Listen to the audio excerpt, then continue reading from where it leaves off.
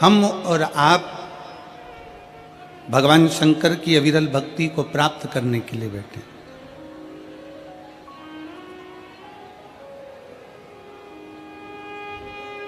पर इतना याद रखो कि जितनी देर बैठो उतनी देर तुम्हारा दिल, तुम्हारा चित्त, तुम्हारा मन शिव में रहे।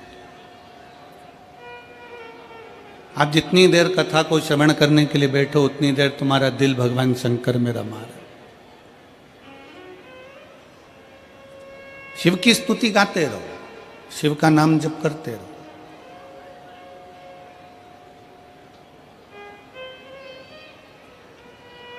आपकी पड़ोसन आपके पास में बैठी है, आपकी अड़ोसन आपके पास में बैठी है, आपकी धड़ोसन आपके पास में बैठी है। कौन बैठा है, क्या वस्त्र पहन कर आया है, क्या आभूषण पहन कर आया है, उससे मूलता ना रखते हुए ये मूलता रखें कि हम शंकर को कैसे देखें।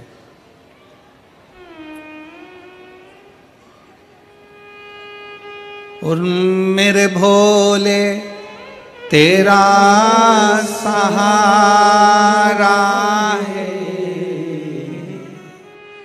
मेरे भोले तेरा सहारा है, मेरी नैया का तू किनारा है, मेरी नैया का तू किनारा है। मेरे बाबा तुझे पुकारा है, मेरे बाबा तुझे पुकारा है, मेरी नैया का तू किनारा है, मेरी नैया का तू किनारा है। आप और हम जितनी देर भगवान की भक्ति में बैठे हैं, हर पल, हर घड़ी, हर क्षण, हर श्वास में उसको पुकारते रहे।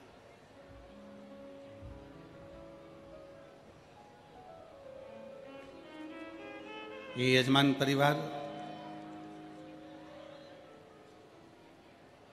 आशीष बंसल जी हैं, श्री कृष्ण कुमार गुप्ता जी हैं, जयप्रकाश जी हैं, राम कुमार जी हैं।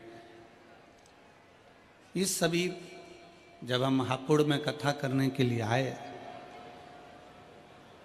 तो हापुड़ की पवित्र भूमि पर सब पहुंचे। आशीष बंसल जी और ये सब पहुंचकर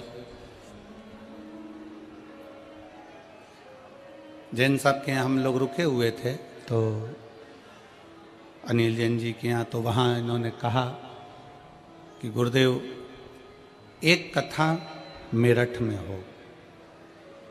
तो हमारा पहला शब्द था इनसे कि मेरठ में कथा कौन सुनेगा।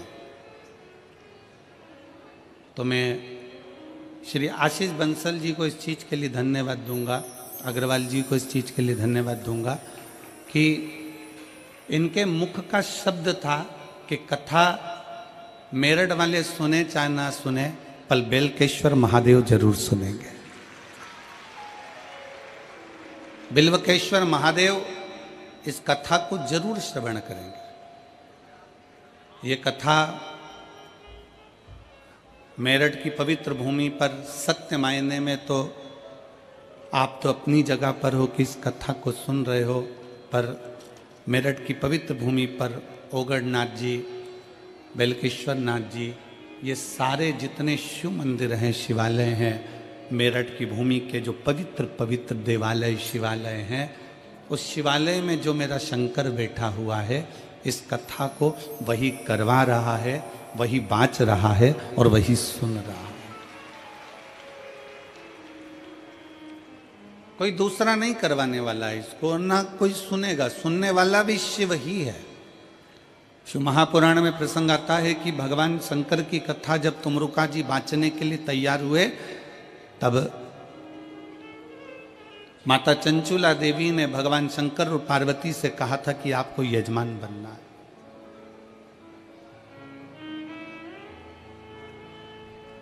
और हमने पहले भी कथा में कहा, आज फिर कहते हैं, मेरठ की इस पवित्र धरा पर, वीरों की इस भूमि पर,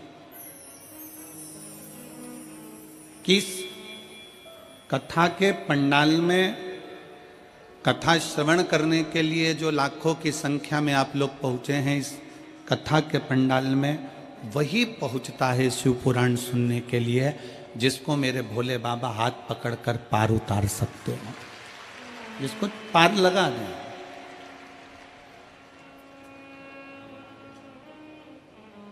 मेरे शंकर आपका हाथ पकड़कर आपको पार लगाएं तो मेरा शिव आपका हाथ पकड़े और आपको पार लगाने का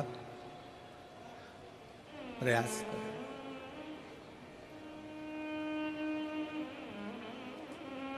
चौबीस 24,000 श्लोक हैं शिव महापुराण के अंतर्गत, 12 खंड हैं शिव महापुराण के। और सच्चा शिव भक्त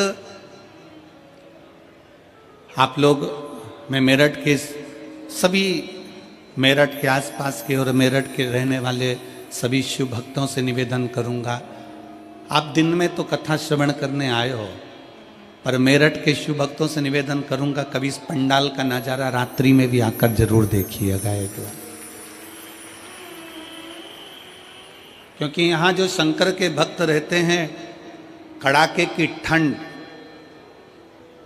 बरसता हुआ पानी, तेज धूप, इसका अंदाजा उनको रहता ही नहीं है। ये ऐसे रहते हैं जैसे ठंड में भी शंकर इनके शरीर को ऊर्जा दे रहा है। क्योंकि सच्चा शिव भक्त, भगवान शंकर का जो परम भक्त होता है, वो शिव भक्त भगवान से कहता है कि प्रभु मुझे भोजन मिले ना मिले चलेगा, मुझे भोजन मिले ना मिले चलेगा, पर सच्चा शिव भक्त कहता है कि प्रभु बस आपका दर्शन मिल जाए, इससे बढ़कर मुझे कुछ नहीं चाहिए, केवल आपका दीदार, केवल आपका।